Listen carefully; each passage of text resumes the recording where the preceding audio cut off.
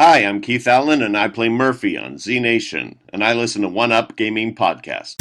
Up next on the One Up Gaming Podcast is 10 minutes of nothing. Will it be the team talking about nothing or a guest interview? Stick around and find out now. It's 10 minutes of nothing. Yeah, 10 minutes of nothing. David here, One Up Gaming. We're going to continue on with our podcast. I believe this one is for episode 394 of the One Up Gaming Podcast. This is going to be the 10 minutes of nothing.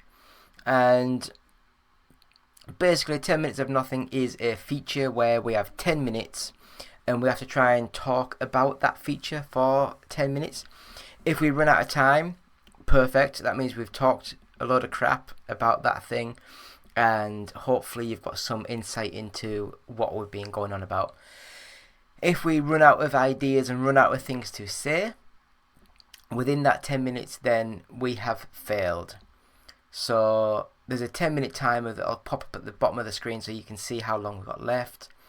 And well, I guess we'll sort of like get into this now. I will say this timer. Did I say my name's David? I don't know. David here, One Up Gaming. 10 minutes of nothing starts now. So this week we are going to talk about the 0.5 console refresh. Because I'm old. I am 42. I had to think then. I am 42 years old. I'll be 43 in a month's time. And I remember like the super, well, no, I guess the NES, the Master System, and they didn't do mid-cycle refreshes. They did updates to how they looked and how they felt, but the basics of the chips were the same.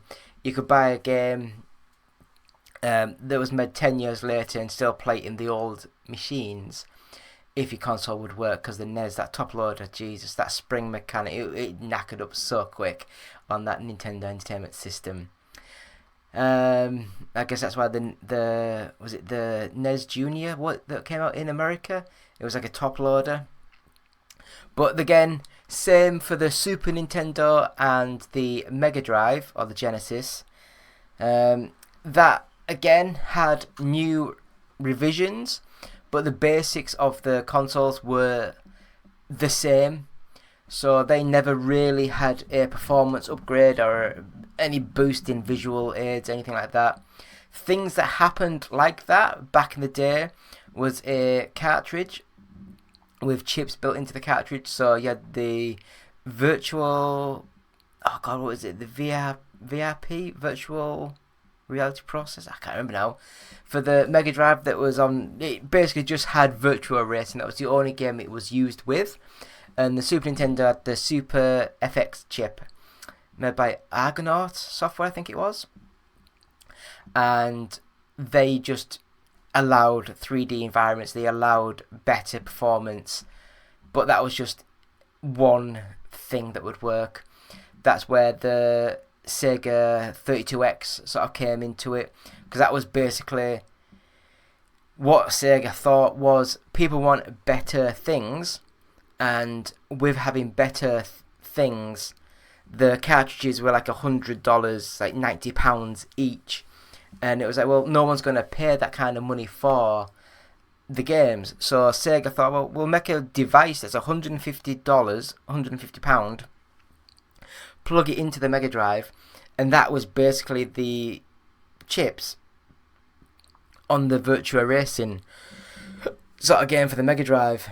And yes, it had a lot more things happening to it and a lot more, but that allowed Sega to release normal cartridges that just ran on the faster hardware that was built into the 32X. So the games could be $50, $60, back to the normal sort of prices. But again, there wasn't the Super Mega Drive or the Super Nintendo Pro. They were just the consoles, and then the Sega Saturn the Nintendo 64 came out, and again, with the PlayStation, there was the PlayStation 1 which came out, but that didn't do any upgrades or any improvements. It just made it smaller and cuter. Sega Saturn didn't survive long enough, really. It had a revision, a refresh. The control pad was slightly different. It had round buttons instead of oval buttons, I believe. And it went from like a nice premium looking piano black, really shiny black, to a matte black sort of finish on the front of it.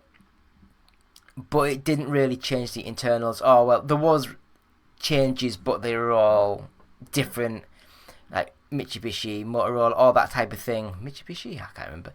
But they were all different chipsets, but they all worked to the same goal.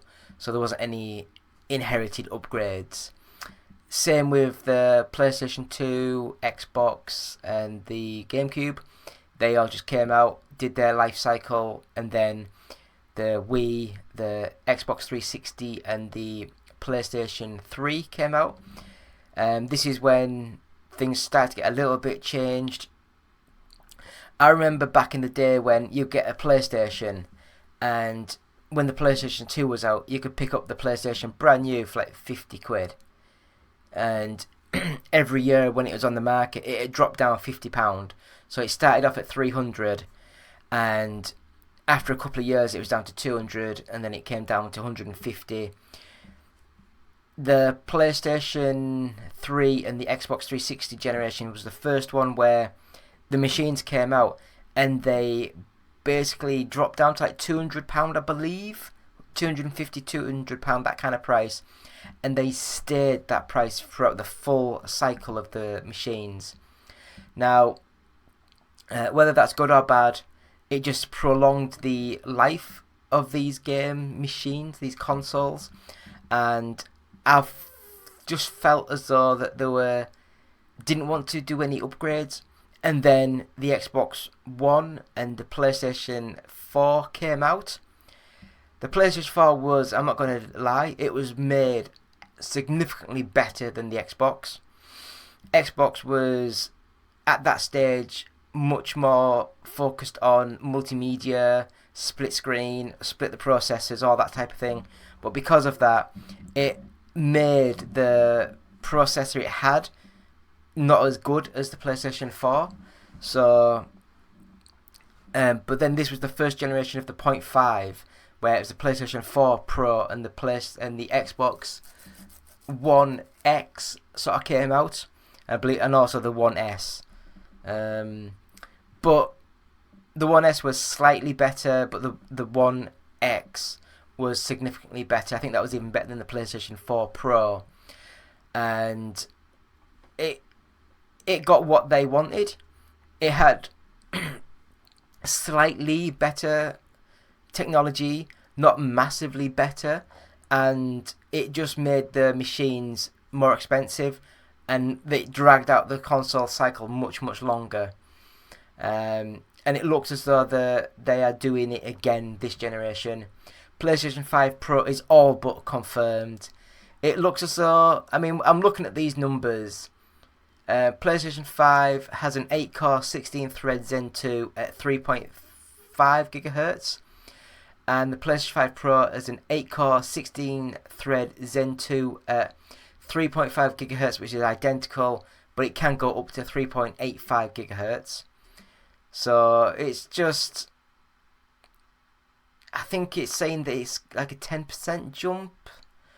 The GPU, I don't know what the 60 CUs, RNDA 3 to be confirmed for the PlayStation 5 Pro, and it only was 36 CUs compute system, I don't know, RNDA 2, so that's older, is the graphics on it.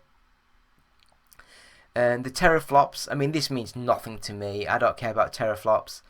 It's just a single computing random space or something, that's what.